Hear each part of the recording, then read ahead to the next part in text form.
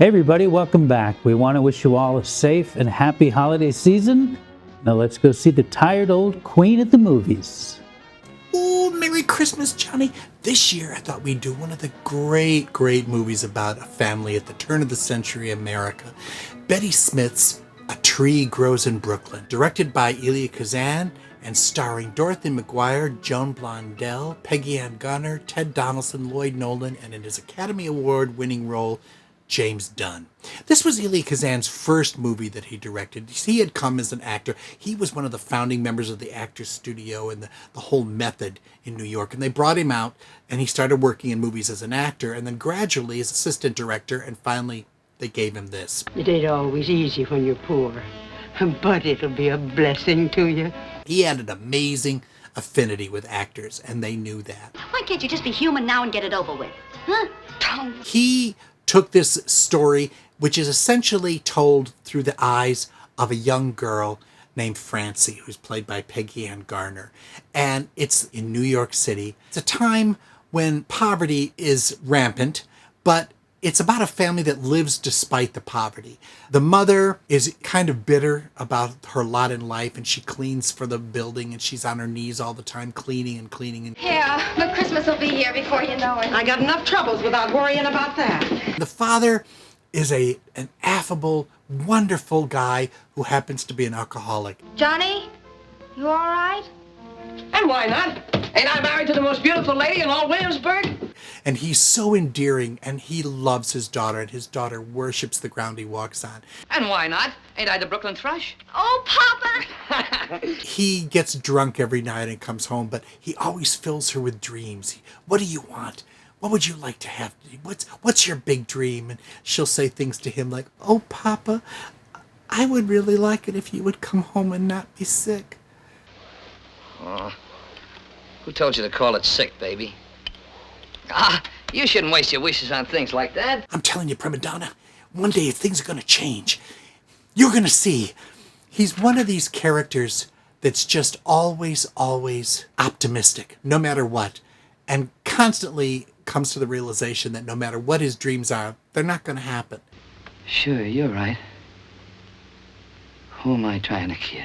His wife, who fell for this and fell for his charm, like everybody in the neighborhood falls for his charm. Everybody just loves and adores him. She's had it. She's lived with him for too long, which often happens in situations where there's an alcoholic or a drug addict in the home. It wears you out. It just wears people down.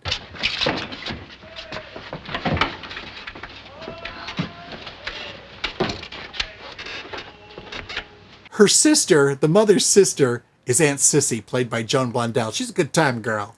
And she's been married like 3 or 4 times. She always comes home with a new husband. I'm a disgrace. You don't know what you're going to do with me. You can hardly face the neighbors with what they must be saying. I'm old enough to know better. Go on, get it all off your chest, and then we can make up and forget about it. Oh, come on. Don't be mad at me. He's a really good guy.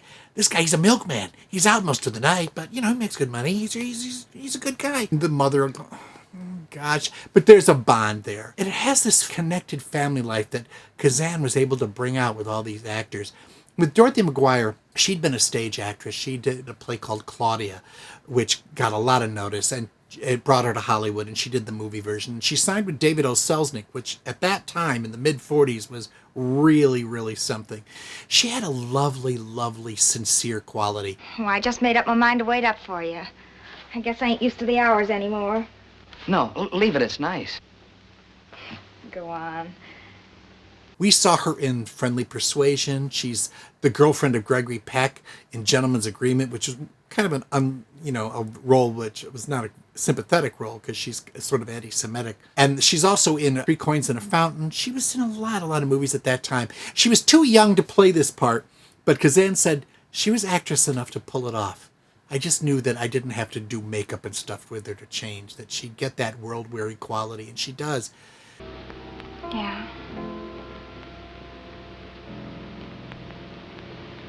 We better take the coffee in. You're a fine girl, Katie. I never said any different. Now, James Dunn, he was a vaudeville performer. And in the 30s, he hit movies, and he was in Shirley Temple's first movie that introduced her, and he became a big star at 20th Century Fox. But unfortunately, he was an alcoholic. And by the time this movie came around, his career was done.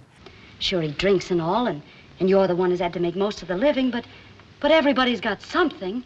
Darryl F. Zanuck said, what do you want to hire Jimmy Dunn for? He's a drunk. He's not going.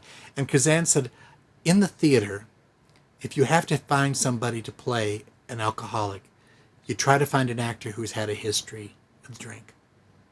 And that's what happened with James Dunn. And you fall in love with him just like his daughter does, just like Francie does. And you want him to succeed so much because he's just always got a story here. It's going to be good. Things are going to change. You wait and see. And then he'll go out and he'll come home with another bender. There must be another way. I don't know. I'll try and swing anything. I'll do anything. We can't count on that, Johnny. And he won the Academy Award for Best Supporting Actor for this. Unfortunately, it really did nothing for him after that, although he did a lot of TV into the 50s and the 60s. Peggy Ann Garner, she was a child actress. She did Jane Eyre. She played the young Jane Eyre in the movie version with Orson Welles and Joan Fontaine. And opposite her as a child in Jane Eyre was Elizabeth Taylor, who plays her only friend who dies in the orphanage. And the year 1945 that this movie came out, Peggy Ann Garner won the Juvenile Oscar for A Tree Grows in Brooklyn over Elizabeth Taylor, who was up for National Velvet. The trouble is, it doesn't feel good when you think about things like that. Her career, as the older she got, it got harder and harder. But she did a really good job in Black Widow. She's Nanny Ordway, that little vixen who ends up murdered in Black Widow, who we saw a few months back. She was always a good actress. Her last movie that she did was Robert Altman's A Wedding. She's in that movie. She plays Carol Burnett's sister, nosy sister.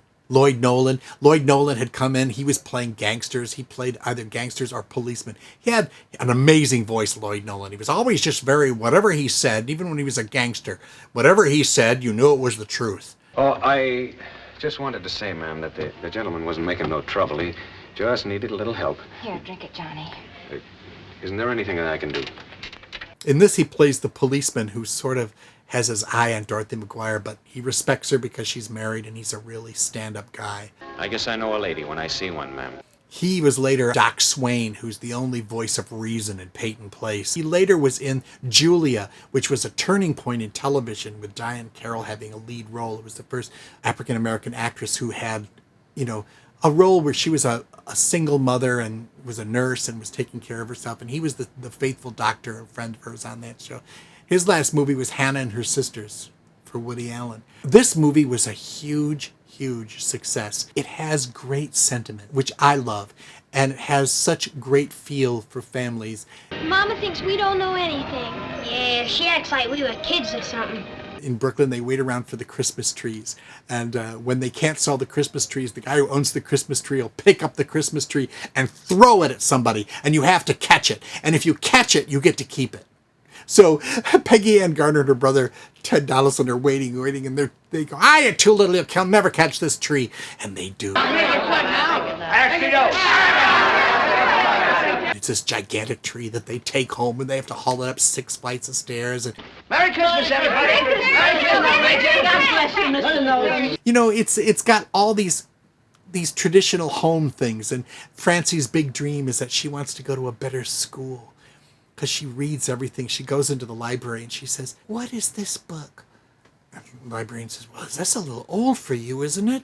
And she says, "No, I'm in the C's now, and I want to read out." She says, "You mean you're reading every book in this library from the age?" She says, "Yes." But a book like this, you'll only be confused. Please, I want to read clear through the alphabet. I want to know everything in the world.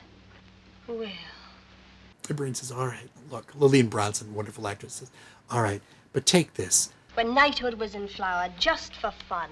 Saturday. I'll have a headache thinking about you wrestling with the anatomy of melancholy all weekend.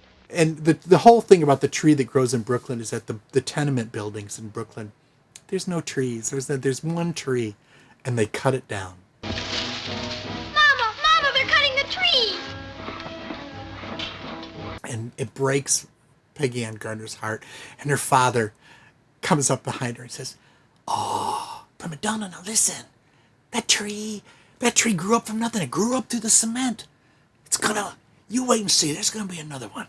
You just keep hoping. You just keep hoping.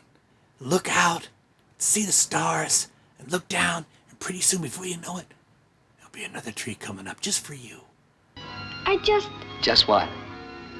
I just love you so much, Papa. I'm always fascinated by stories of New York and what it was like in the old days. And this one so captures that. And the feeling of knowing your neighbors and who is your neighbor. And they, get away, go. And Kazan always has overlapping dialogue going on all the time. Don't you forget to fix mine, Mr. Brackenham. Maybe you'd like to come up here and fix it yourselves. It's got the life of the city in a little microcosm of Brooklyn. And I love that. And I think you're going to love Dorothy McGuire, Peggy Ann Garner, Joan Blondell, Lloyd Nolan, Ted Donaldson, and the wonderful, heartbreaking James Dunn in Elia Kazan's A Tree Grows in Brooklyn. Merry Christmas from all of us at Steve Hayes' Tired Old Queen at the Movies.